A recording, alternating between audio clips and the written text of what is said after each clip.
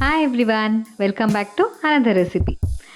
ಮಕ್ಕಳು ಸ್ಕೂಲಿಂದ ಬರ್ತಾರೆ, ಏನು ಮಾಡಿಕೊಡ್ಬೇಕು ಅಂತ ಯೋಚನೆ ಮಾಡ್ತಿದ್ದೀರಾ? ಒಂದು ಕ್ವಿಕ್ಕಾಗಿ ಡೆಸರ್ಟ್ ಹೇಳ್ಕೊಡ್ತೀನಿ ಬನ್ನಿರಿ. ಇದಕ್ಕೇನಿಲ್ಲ, 4 ಇಂಗ್ರೀಡಿಯೆಂಟ್ಸ್ ಬೇಕಾಗಿರೋದು: ಬ್ರೆಡ್ಡು, ಸಕ್ಕರೆ, ಕಸ್ಟರ್ಡ್ ಪೌಡರ್, ಎಣ್ಣೆ, ಡ್ರೈ ಫ್ರೂಟ್ಸ್. ಆಲ್ರೆಡಿ ಬ್ರೆಡ್ ಮನೇಲಿದೆ ಅಂದರೆ ಇನ್ನೂ ಈಸಿ. ಇಲ್ಲಿ ನಾನೊಂದು ಬೌಲಲ್ಲಿ 1 ಗ್ಲಾಸ್ ಹಾಲು ತೊಗೊಂಡಿದ್ದೀನಿ.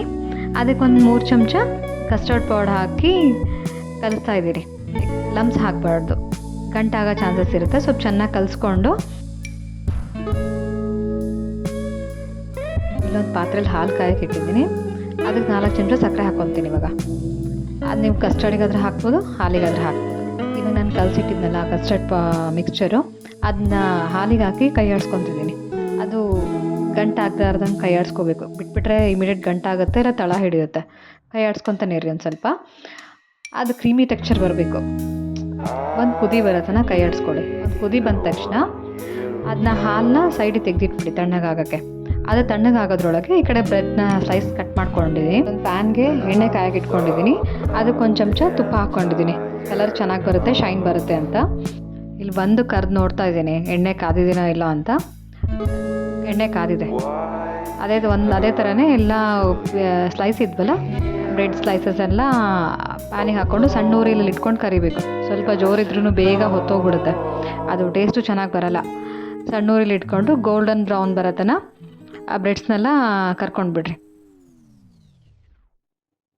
ಸಣ್ಣಗೆ ಇಟ್ಕೋಬೇಕು. ಇವಾಗೆಲ್ಲನೂ ಕರಿತಾ ಇದ್ದೀನಿ. ಇಲ್ಲಿ ಬ್ರೆಡ್ಸ್ ಎಲ್ಲ ಕ್ರಿಸ್ಪಿಯಾಗಿ ಭಾಳ ಚೆನ್ನಾಗಾಗಿದೆ. ಇವಾಗ ನಮ್ಮದು ಕಸ್ಟರ್ಡು ತಣ್ಣಗಾಗಿದೆ. ಅದು ಫ್ರಿಜ್ಜಲ್ಲಿ ಇಟ್ಕೊಂಡು ನೀವು ಸರ್ವ್ ಮಾಡಬೇಕಾದ್ರೂ ಕೊಟ್ಟರೆ ಇನ್ನೂ ಚೆನ್ನಾಗಿರುತ್ತೆ ಅದು ತಣ್ಣಗೆ. ಇಲ್ಲೊಂದು ಬೌಲಲ್ಲಿ 1 ಲೇಯರ್ ಬ್ರೆಡ್ ಹಾಕಿದ್ದೀನಿ. 2 ಸ್ಪೂನು ಕಸ್ಟರ್ಡ್ ಮಿಲ್ಕ್ ಹಾಕ್ತಿದ್ದೀನಿ. ಅದು ಜಸ್ಟ್ ಇನ್ನೊಂದು ಲೇಯರ್ ಬ್ರೆಡ್ ಮತ್ತು 2 ಸ್ಪೂನ್ ಕಸ್ಟರ್ಡ್ ಮಿಲ್ಕ್ ಹಾಕ್ಕೊಂಡು, ನಿಮ್ಗೆ ಇನ್ನೊಂದು ಲೇಯರ್ ಬೇಕಿದ್ರೂ ಹಾಕ್ಕೋಬೋದು. ಸಾಕು ಒಂದು ಬೌಲ್ಗೆ ಒಂದು ಸಲಕ್ಕೆ. ಅದಕ್ಕೆ ಮೇಲೆ ಡ್ರೈ ಫ್ರೂಟ್ಸಿಂದ ಡೆಕೋರೇಷನ್ ಮಾಡ್ತಾಯಿದ್ದೀನಿ.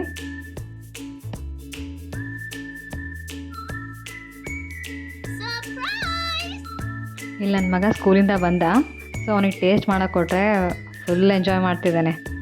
ಇದೇ ಥರ ನೀವು ನಿಮ್ಮ ಮಕ್ಕಳಿಗೆ ಮಾಡಿಕೊಡಿ. Thanks for watching.